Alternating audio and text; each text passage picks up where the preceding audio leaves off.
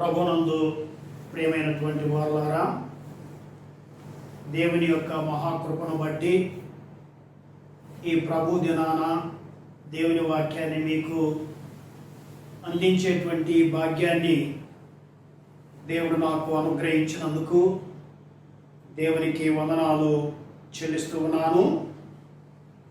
ప్రత్యేకముగా ఈ ఉదయకాల సమయము దేవుని వాక్యమును ధ్యానం చేసుకునే నిమిత్తమై అపోస్తలుడైనటువంటి పౌలు దెస్సలోనికయులకు రాసిన 2వ పత్రిక 2వ అధ్యాయము 13వ వచనము నుండి 17వ వచనం వరకు నేను చదువుతాను. మీరు బైబిల్ తెరిచి చూడండి. అపోస్తలుడైనటువంటి పౌలు దెస్సలోనికయులకు రాసిన 2వ పత్రిక 2వ అధ్యాయము 13వ వచనము నుండి, ప్రభు వలన ప్రేమింపబడిన సహోదరులారా, ఆత్మ మిమ్మును పరిశుద్ధపరచుట వలన మీరు సత్యమును నమ్ముట వలన రక్షణ పొందుటకు దేవుడు ఆది నుండి మిమ్మును ఏర్పరచుకొనెను గనుక మేము మిమ్మును బట్టి ఎల్లప్పుడూ దేవునికి కృతజ్ఞతాస్తుతులు చెల్లింప బుద్ధులమై ఉన్నాము. మీరు ఇలాగున రక్షించబడి మన ప్రభు అయిన యేసుక్రీస్తు యొక్క మహిమను పొందవాలని ఆయన మా స్వార్థ వలన మిమ్మను పిలిచెను. కాబట్టి సహోదరులారా, నిలకడగా ఉండి మా నోటి మాట వలనైనను మా పత్రిక వలనైనను మీరు బోధింపబడిన విధులను చేపట్టుడి. మన ప్రభు అయిన యేసుక్రీస్తును మనలను ప్రేమించి కృపచేత నిత్యమైన ఆదరణయు శుభనిరీక్షణయు అనుగ్రహించిన మన తండ్రి అయిన దేవుడును మీ హృదయములను ఆదరించి ప్రతి సత్కార్యమందును ప్రతి సద్వాక్యమందును మిమ్మును స్థిరపరచునుగాక. దేవుని మాటలు దీవించునుగాక. చిన్న ప్రార్థన చేసుకుందాము. దయగల మా తండ్రి, మీ వాక్యము వెల్లడేవుడు తోడనే వెలుగు కలుగునని మీరు సెలవిచ్చారు. మీ వాక్యాన్ని చదువుకున్నాము. మీ వాక్యం ద్వారా మాతో మాట్లాడాలని యేసునామమున ప్రార్థిస్తున్నాము తండ్రి, ఆమేన్. ప్రియమైనటువంటి వారులారా, దేవుని యొక్క మహాకృపను బట్టి ప్రతి ఆదివారం గత 2 వారాలు మనము అపోస్తలుడైనటువంటి పౌలు దెస్సలోనికయులకు రాసినటువంటి 2వ పత్రిక ధ్యానం చేసుకోవటానికి దేవుడు కృపనిచ్చాడు. ఈ చివరి దినాల్లో గందరగోళమైనటువంటి పరిస్థితి ఉన్నటువంటి ఈ దినాల్లో మనము ధైర్యాన్ని పుంజుకోవటానికి, విశ్వాసంలో స్థిరపరచబడటానికి దేవుడు మనకు అనుగ్రహించినటువంటి గొప్ప భాగ్యమును బట్టి దేవునికి వందనాలు చెల్లిస్తున్నాను. పోయిన ఆదివారము మనము 2వ దెస్సలోనికయులకు రాసిన పత్రిక 2వ అధ్యాయము 1 నుండి 12 వచనాల వరకు ప్రవచనాన్ని గురించి చూచాం. ఏంటా ప్రవచనము అని అంటే, ప్రభు దినాన్ని గురించి, సంఘము ఎత్తబడే విషయాన్ని గురించి, సంఘము ఎత్తబడటానికి ముందుగా మరి ప్రభు దినము రాదు అనేటువంటి విషయాన్ని మనము గ్రహించాము. ప్రభు దినము సంభవించాలి అని అంటే సంఘము ఎత్తబడాలి. అంత మాత్రమే కాకుండా క్రీస్తు విరోధి బయలుపరచబడాలి. ప్రవచన రీతిగా క్రీస్తు విరోధి బయలుపరచబడేటువంటి విషయాన్ని గురించి, వాడు చేయబోయేటువంటి పనిని గురించి ఈ 2వ అధ్యాయము 12 వచనాల్లో మనము చూసాము. ఇప్పుడు అపోస్తలుడైనటువంటి పౌలు ప్రవచనము నుండి మరి ప్రాక్టికల్ క్రిస్టియన్ లివింగ్ అనేటువంటి అంశానికి వస్తూ ఉన్నాడు. అంటే ప్రవచన సంగతులు తెలియపరిచిన తర్వాత క్రైస్తవ జీవితంలో అనుదినము మనము మరి అనుభవించవలసినటువంటి విషయాలను గురించి, నేర్చుకోవాల్సిన విషయాల గురించి, మనసులో ఉంచుకోవాల్సిన విషయాల గురించి పౌలు మాట్లాడుతూ ఉన్నాడు. లేక ఒక మాటలో చెప్పాలి అని అంటే, పై భాగంలో గత వారంలో మనము క్రీస్తు విరోధి చెప్పేటువంటి అబద్ధాల నుండి మనము విముక్తులమయ్యి దేవుని వాక్యాన్ని నమ్మాలా అని ప్రభు అయిన యేసు క్రీస్తు తెలియపరుస్తూ ఉన్నట్లుగా మనం చూస్తూ ఉన్నాం. అపోస్తలుడైనటువంటి పౌలు మరి గమనించినట్లయితే ఈ భాగంలో దేవునికి మనము కృతజ్ఞతాస్తుతులు చెల్లించాలి, ప్రార్థించాలి అని కూడా తెలియపరిచాడు. కనుక ఈ ఉదయకాల సమయము 2వ దెసలోనికైలకు రాసిన పత్రిక 2వ అధ్యాయము 13వ వచనం నుండి 17వ వచనం వరకు గమనించినట్లయితే, దెసలోనిక సంఘములో ఉన్నటువంటి విశ్వాసులకు పౌలు హెచ్చరిక ఏంటంటే, ప్రభు దినము వచ్చిందని ఎవరైనా మీతో చెప్పినట్లయితే నమ్మొద్దు. ప్రభు దినము సంభవించక ముందు సంఘము ఎత్తబడాలి, క్రీస్తు విరోధి బయలుపరచబడాలి. కనుక మీరు దేవుని వాక్యం అనేటువంటి సత్యాన్ని మాత్రము నమ్మండి. సత్యమైనటువంటి దేవుని వాక్యాన్ని నమ్మండి. దేవుని వాక్యము సత్యమైనది. బైబిల్ గ్రంథము దేవుని వాక్యము దైవ ప్రేరేపితమైనది.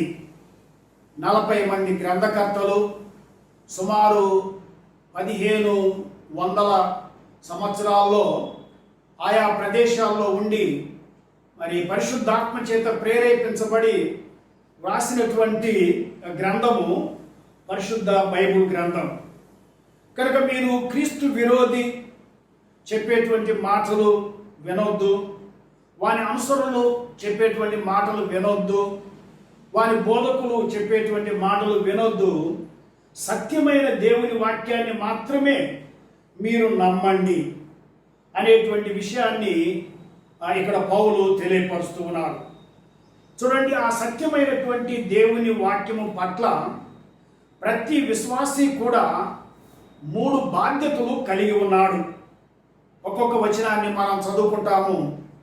చాలా జాగ్రత్తగా బైబిల్ తెరిచి మీ గమనాన్ని దేవుని వాక్యం మీద ఉంచి గ్రహించాలని నేను మీకు తెలియచేయుచు ఉన్నాను. 13వ వచనము, ప్రభు వలన ప్రేమింపబడిన సహోదరులారా. ప్రభు వలన ప్రేమింపబడిన సహోదరులారా.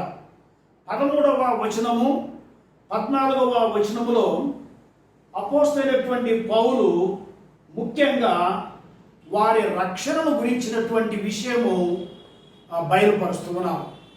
వారి రక్షణకు సంబంధించినటువంటి విషయాలను చాలా విశదంగా తెలియపరుస్తూ ఉన్నట్లుగా మనం చూస్తున్నాం.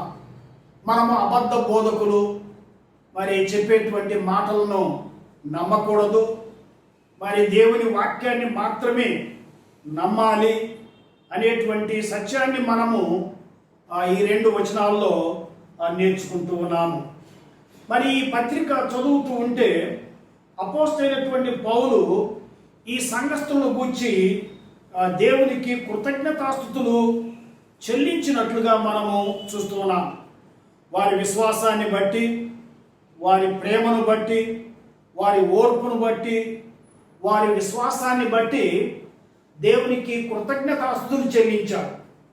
అంత మాత్రమే కాకుండా ఆయా సంఘాల్లో దెసలోనికయ విశ్వాసుల యొక్క విశ్వాసాన్ని గురించి సాక్ష్యం ఇచ్చారు.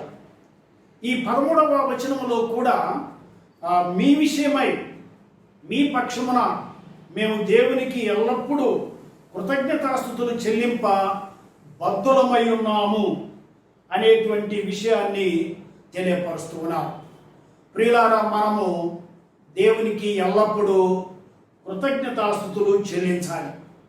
మరి ముఖ్యంగా దేనిని గురించి కృతజ్ఞతాస్తుతులు చెల్లించాలి అని అంటే, దేవుడు మనల్ని రక్షించిన విధానమును బట్టి, దేవుడు మనల్ని రక్షించిన విధానమును బట్టి ఈ తెసలోనికయ పట్టణంలో ఉన్నటువంటి వారిని దేవుడు ఎలాగూ రక్షించాడో ఆ విషయాన్ని వారికి జ్ఞాపకం చేస్తూ పౌలు జ్ఞాపకం చేసుకుంటూ వారి పక్షమున దేవునికి కృతజ్ఞతాస్తుతులు చెల్లిస్తూ ఉన్నారు.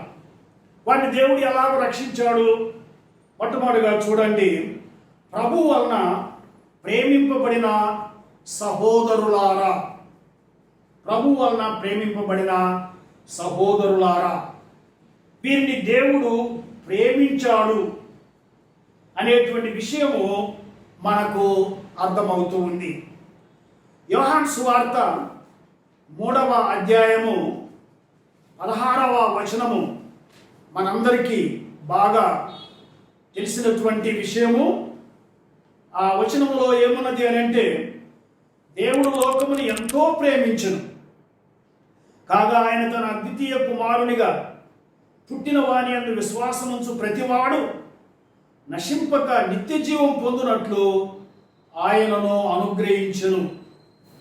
ఆయన కుమారుడైన యేసు క్రీస్తునందు విశ్వాసముంచు ప్రతివాడు నశింపక నిత్య జీవం పొందునట్లు ఆయనను అనుగ్రహించును. దేవుడు ప్రేమించాడు. తెసలోనికయలో ఉన్నటువంటి విశ్వాసులను దేవుడు ప్రేమించాడు. అలాగే మనలను కూడా ఆయన ప్రేమించాడు. దేవుడు ఎలాగూ ప్రేమించాడు అని అంటే, రోమా పత్రిక 5వ అధ్యాయము 8వ వచనములో మనము చూసినట్లయితే, అయితే దేవుడు మన ఎడల తన ప్రేమను వెల్లడిపరుచున్నాడు. ఎట్లనగా, మనం ఇంకను పాపులమై ఉండగానే క్రీస్తు మన కొరకు చనిపోయెను. దేవుడు ఎలా ప్రేమిస్తూ ఉన్నాడు అని అంటే, మనము పాపులమై ఉండగా క్రీస్తు మన కొరకు సిలువలో చనిపోయాడు, ప్రాణం పెట్టాడు, ఆయన సమాధి చేయబడ్డాడు, తిరిగి లేచాడు.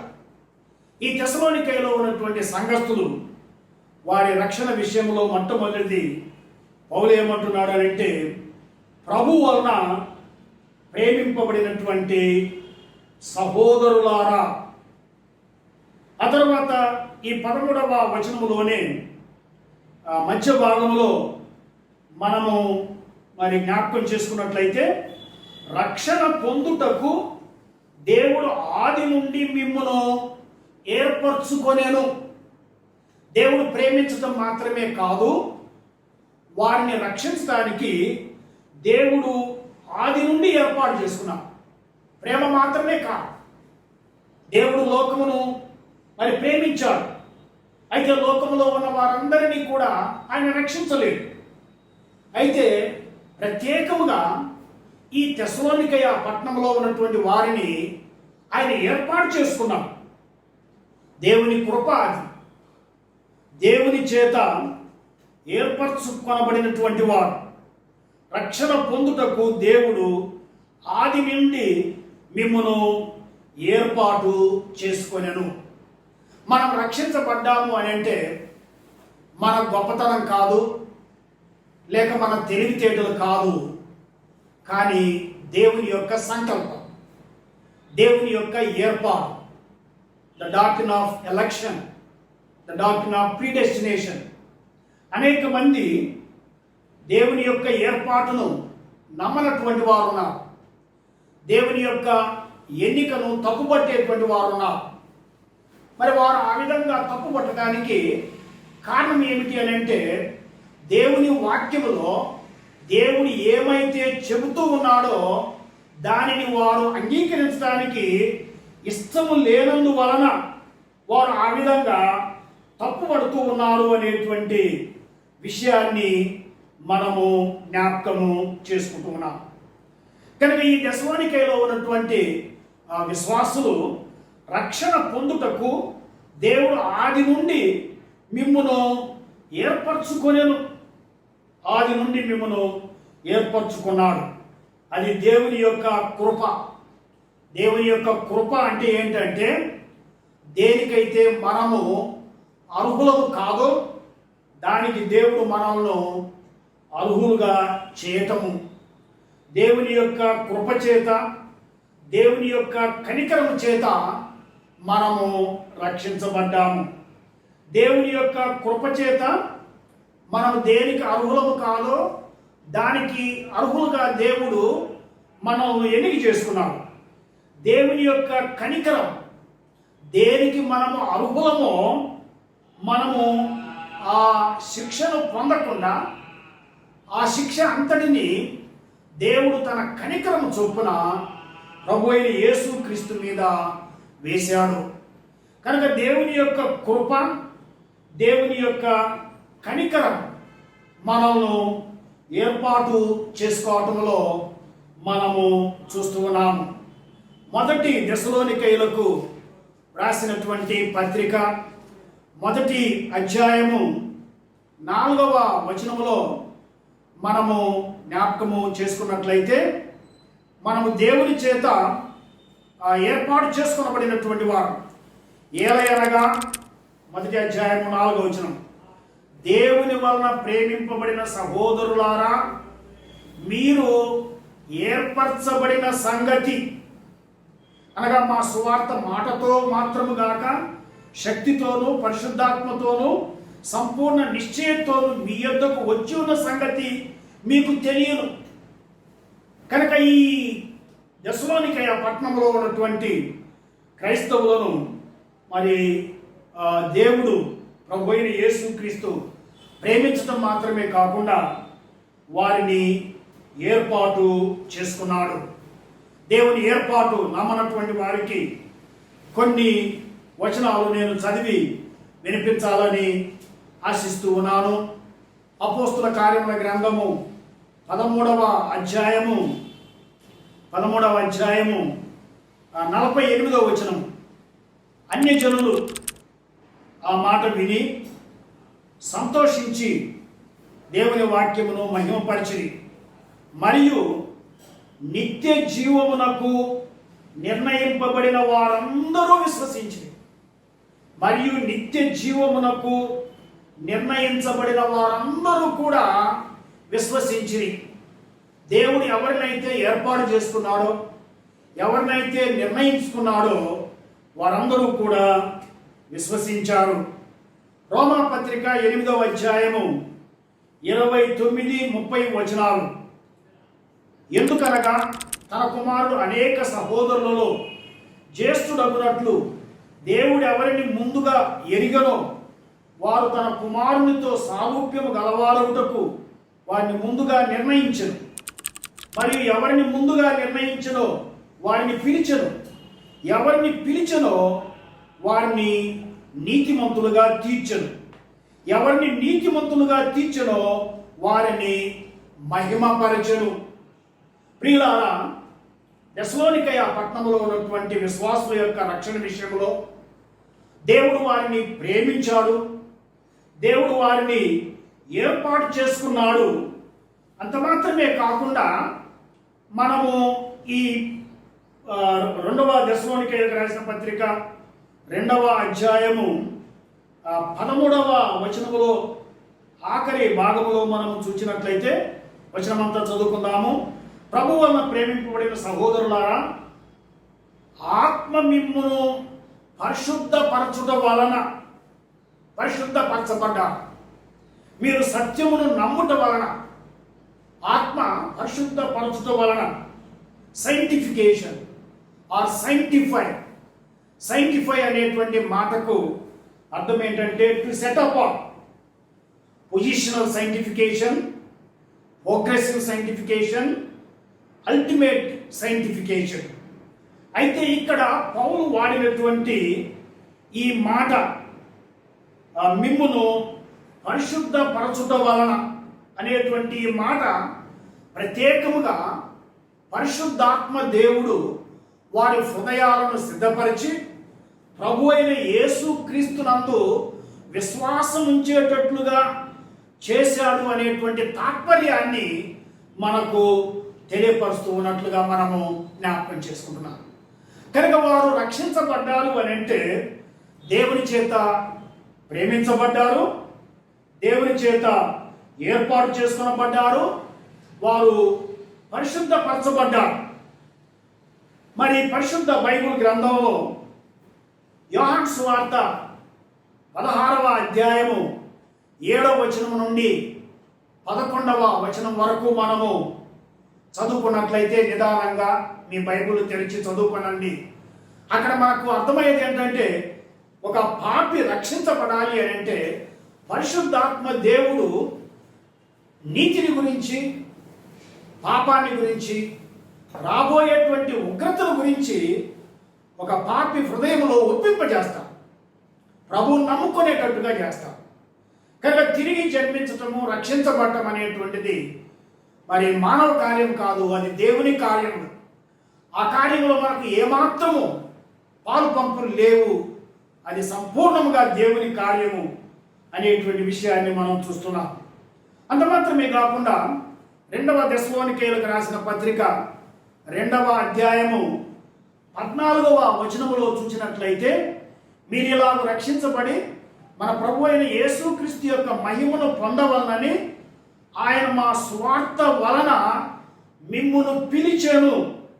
చూడండి, వారి రక్షణ విషయంలో పౌలు ఎన్ని మాటలు తెలియపరుస్తూ ఉన్నాడు.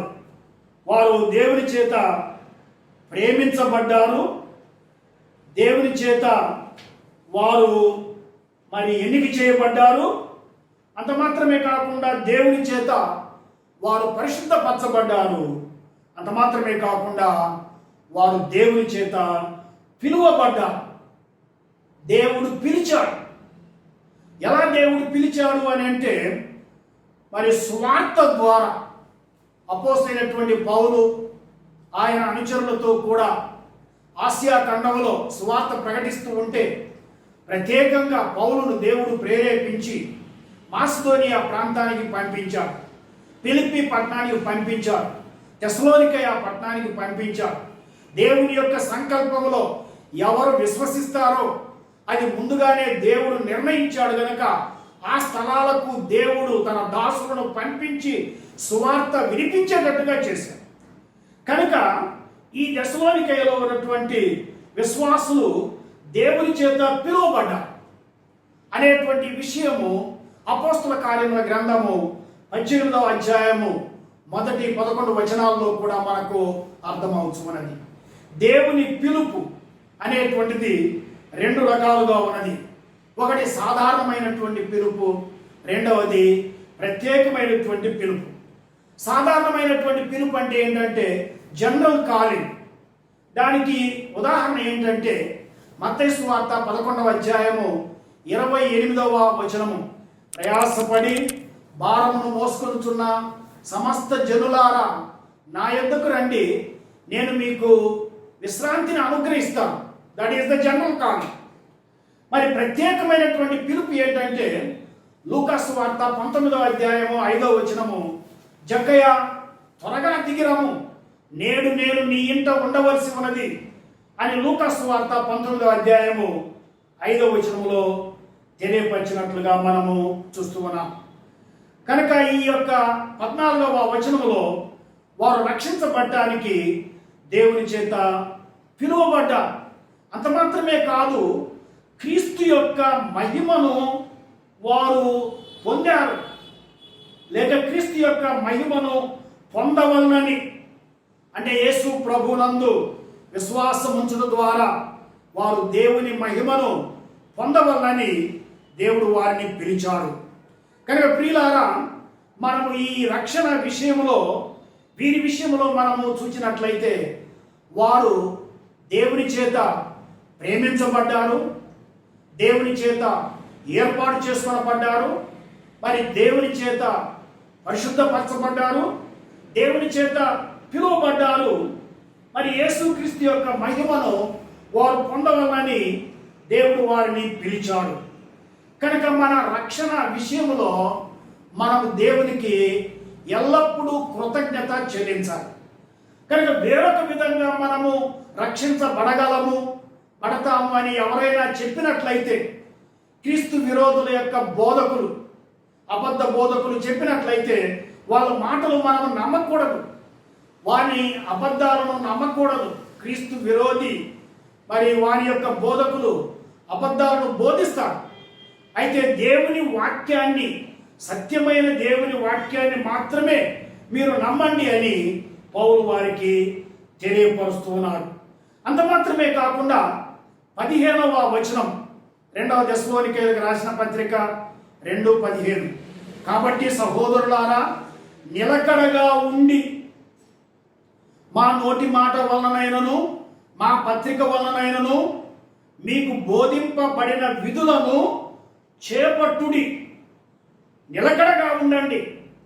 లేక మీరు సత్యమును గూర్చి తెలుసుకున్నారు, సత్యాన్ని విన్నారు, రక్షించబడ్డారు కనుక సత్యమును మాత్రమే నమ్మండి, సత్యమును కాపాడండి. ఎలా కాపాడతారు? మీరు సత్యములో నిలకడగా ఉండండి. మేము ఏమైతే మీకు బోధించామో, ఒకరి నుండి ఒకరికి ఏమైతే మీకు తెలియపరిచామో ఆ సత్యాన్ని నమ్మండి, ఆ సత్యాన్ని కాపాడండి అనేటువంటి విషయాన్ని మనము చూస్తూ ఉన్నాం. ప్రియులారా, ఈ దినాల్లో సత్యాన్ని బోధించటము, సత్యం ప్రకారం జీవించటము, సత్యాన్ని కాపాడటము మరి ఎంతైనా అవసరమై ఉన్నది. అనేక మంది ఈ దినాల్లో అబద్ధ బోధకులు వచ్చారు. మరి మానవులు కల్పించినటువంటి పారంపర్యాచారాలకు ఇచ్చినంత ప్రాధాన్యత దేవుని వాక్యానికి ఇవ్వటం లేదు. పండుగలకు, పారంపర్యాచారానికి ఇచ్చినటువంటి ప్రాముఖ్యత వాక్యానికి లేదు. అందుకని యేసు ప్రభు ఏమన్నాడు అని అంటే, మీ పారంపర్యాచారాన్ని బట్టి దేవుని వాక్యాన్ని మీరు నిరర్ధకం చేయించు ఉన్నారు అని శాస్త్రులను, పరిచయులను ఉద్దేశించి ఆయన తెలియపరిచాడు. కనుక మానవుడు కల్పించినటువంటి పారంపర్యాచారాలను, వ్యాఖ్యానాలను, తప్పుడు బోధనను మరి దేవుడు ఖండిస్తూ ఉన్నాడు. సత్యాన్ని మాత్రమే నమ్మాలి. చూడండి, ఎంత దినాల్లో ప్రత్యేకంగా బెరయ సంఘస్థుల్లాగా, దెస్సలోనికయ సంఘస్థుల్లాగా వాక్యాన్ని తెరిచి మనంతట మనం చదివి గ్రహించాలి. పరిశుద్ధాత్మ దేవుడు మన హృదయంలో ఉన్నాడు గనుక సర్వసత్యములోనికి నడిపిస్తాడు గనుక ఆ విషయాన్ని మీరు గమనించాలని మీకు మనం చేయించున్నాం. చివరిగా ప్రియులారా, ఈ 2వ అధ్యాయము మరి 16-17 వచనాల్లో మనము చూసినట్లయితే, మన ప్రభు అయిన యేసు క్రీస్తును మనలను ప్రేమించి కృపచేత నిత్యమైన ఆదరణయు శుభ నిరీక్షణయు అనుగ్రహించిన మన తండ్రి అయిన దేవుడును మీ హృదయములను ఆదరించి ప్రతి సత్కార్యమందును ప్రతి సద్వాక్యమందును మిమ్మును స్థిరపరచునుగాక. అంటే సత్యమును కాపాడటం మాత్రమే కాదు, సత్యమును అనుసరించండి, అంటే సత్యమును ప్రాక్టీస్ చేయండి అనేటువంటి విషయాన్ని తెలియపరుస్తున్నారు. చాలాసార్లు చాలామంది బోధలు మాత్రం చేస్తారు, కానీ మరి ఆ బోధను అనుసరణలో పెట్టలేరు. చాలామంది చెప్తారు కానీ చెయ్యరు. క్రైస్తవ్యంలో believing and behaving must go together అనేటువంటి విషయాన్ని మనము జ్ఞాపకము చేసుకుంటూ ఉన్నాం. సత్యమును అనుసరించండి. కనుక ఈ 2వ అధ్యాయము 13వ వచనం నుండి 17వ వచనం వరకు మనము గమనించినట్లయితే, మరి మీరు సత్యమైన దేవుని వాక్యమును మాత్రమే నమ్మండి. అంతకుముందు క్రీస్తు విరోధి ఈ లోకానికి వచ్చి అనేక తప్పుడు బోధలు వాని యొక్క బోధకుల ద్వారా చేయిస్తాడు. వాడు ఈ లోకంలో బయలుపరచబడక ముందే క్రీస్తు విరోధి యొక్క ఆత్మ పని చేయించు ఉంది. ఎలాంటి పని చేస్తూ ఉందంటే, గత వారంలో మనం చెప్పుకున్నాము. ప్రభు అయిన యేసు క్రీస్తు చెప్పాడు మత్తయి సువార్త 24:24లో, అబద్ధ బోధకులు, అబద్ధ ప్రవక్తలు మరి సాధ్యమైతే ఏర్పరచబడిన వారిని సైతము మోసం చేయడానికి సూచక్రియలు, అద్భుత కార్యాలు, మహత్కార్యాలు చేస్తారు కనుక మీరు జాగ్రత్తగా ఉండండి అనేటువంటి హెచ్చరికను తెలియపరిచినట్లుగా మనము చూస్తూ ఉన్నాం. కనుక రక్షించబడినటువంటి మనము దేవుని వాక్యము అనేటువంటి సత్యాన్ని మాత్రమే నమ్మాలి.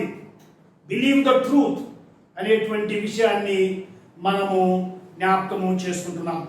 సత్యాన్ని నమ్మాలి, సత్యమును కాపాడాలి, సత్యమును అనుసరించి జీవించాలా అనేటువంటి విషయాన్ని మనము జ్ఞాపకం చేసుకుంటూ ఉన్నాం.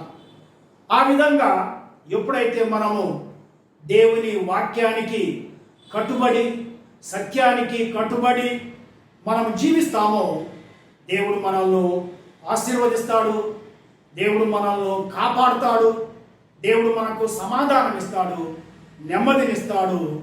సువార్తను ప్రకటించేదానికి ఒక ద్వారం మూసివేయబడితే ఇంకొక ద్వారాన్ని కూడా తెరుస్తాడు అనేటువంటి విషయాన్ని మనము జ్ఞాపకం చేసుకుంటూ ఉన్నాం. 17వ వచనం ఆఖరి భాగము, ప్రతి సత్కార్యమందును ప్రతి సద్వాక్యమందును మిమ్మును దేవుడు స్థిరపరచునుగా. ఏ సత్యాన్ని అయితే మీరు విన్నారో ఆ సత్యాన్ని ఇతరులకు అందచేయండి, ఆ సత్యమును అనుసరించి జీవించండి అనేటువంటి మాటలు తెలియపరుస్తూ ఉన్నాడు.